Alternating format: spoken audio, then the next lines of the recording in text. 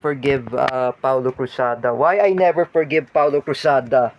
Like I was told by Jerick Silva.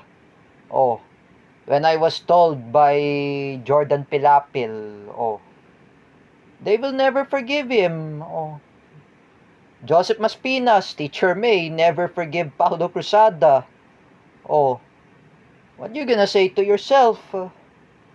Oh, that is your deserve your consequence. When you make a public apology, then you have to apologize to Teacher May and Joseph Maspinas. But right now, I, I told to my gangs in Spedmotics of Jude Goles, to tell his gang in Quezon City. You know that CDIFI Spedmotics I mentioned. Um, Jens Manaid. Jens Manaid is joining our Spedmotic. Even that others anyway, they will they will bring they will bring Paulo Cruzada in prison. They want to file the cases against Paulo Cruzada. Well, I heard that what I'm saying. Teacher May will never forgive Paulo Cruzada. I know that is your consequence. Oh, if Teacher May made the knows if Teacher May realize about the consequence of Paulo Cruzada, then that is your fault. Oh, like I say to you, when you apologize to everyone, when you apologize to other people, people will never forgive you. Oh,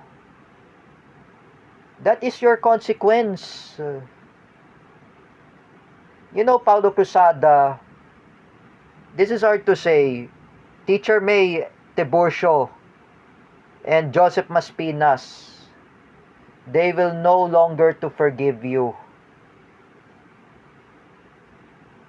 That means, like I said before, hindi sila papatawarin sa'yo sa mga kagagawan mo. Like, I always my psychology distress. Teacher May got psychology distressed.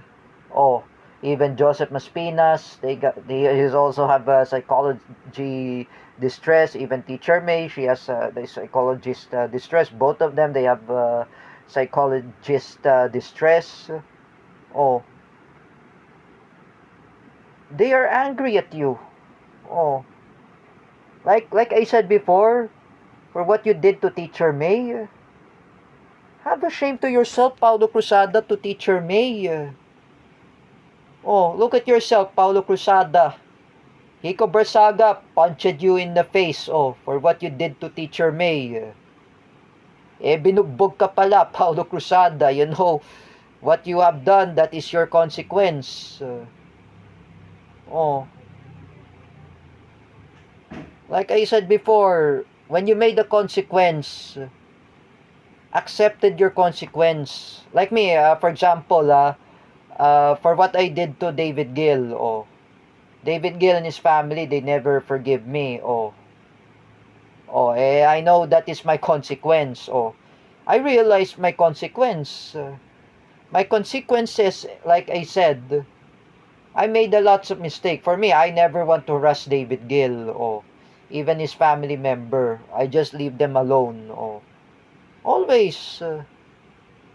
Like you, Paulo Cruzada, you're always continuing attacking at Teacher May, Joseph Maspinas. Now me and Jerick Silva, we are very angry and very embarrassing. It's really embarrassed. It's really shameless when you harass Teacher May, when you harass Joseph Maspinas. It's not really good. Paulo Cruzada, when you are special, do not harass Teacher May and Joseph Maspinas. I know they are, Joseph Maspinas is a friend of Jerick Silva. Teacher May is my former teacher. She is my former teacher in CDIFI. Oh, I realized, like I said, when I watched Batang Quiapo, when David Dimagiba tried to assassinate Tanggol, what he just do? David Dimagiba wants to know that he doesn't want to assassinate Tanggol. That was his brother. What I just realized, that was his brother. And I realized that David Dimagiba, he doesn't want to kill Tanggol. Oh, just like I imitate David Dimagiba, like Teacher May is just like Tanggol. Oh, I apologize, Teacher May, for my anger, for my hatred at her, for my accusations against her, even my distinguished negatives at her. Even I accuse her when I recently that I hurt her feelings because of my psychological distress and my emotion. I know I apologize, Teacher May. I don't want to bully her. I don't want to attack her. I don't want to harass her. Oh, I know she is my teacher. Oh, like you, Paulo Cruzada. When you continue attacking Teacher May, when you continue to attack Teacher Marisa, Teacher Jessa, Teacher Lendel, even the others, you attacking them, even Teacher Joy, oh, you still attacking them. Oh, including Teacher Chris, Teacher Mirna, you attacking them. And you attack Teacher Riza, who is in the US. I was asking by Teacher Riza, do you know about Paulo Cruzada when he's trying to harass me, when he's trying to threatening me? Oh, I asked Teacher Riza, just block Paulo Cruzada, don't forgive him. Everyone will never forgive him too. And that is his own consequence. And I asked Teacher Riza, you will never forgive Paulo Cruzada. There is no forgiveness. Oh, for example, when you made the forgiveness, there will be no forgiveness. And that is your fault, Paulo Cruzada.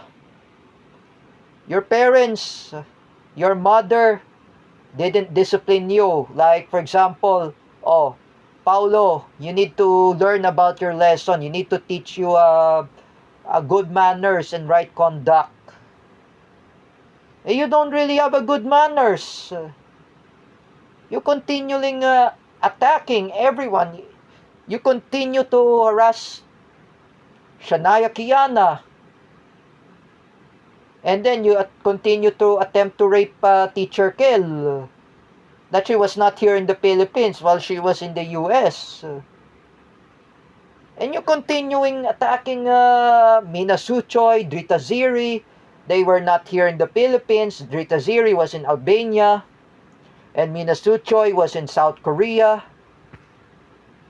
What is wrong with you? Paulo Cruzada? Huh?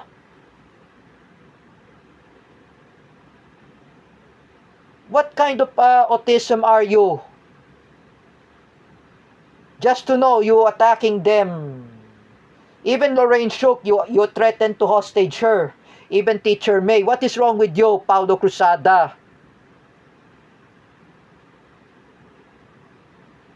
Ha?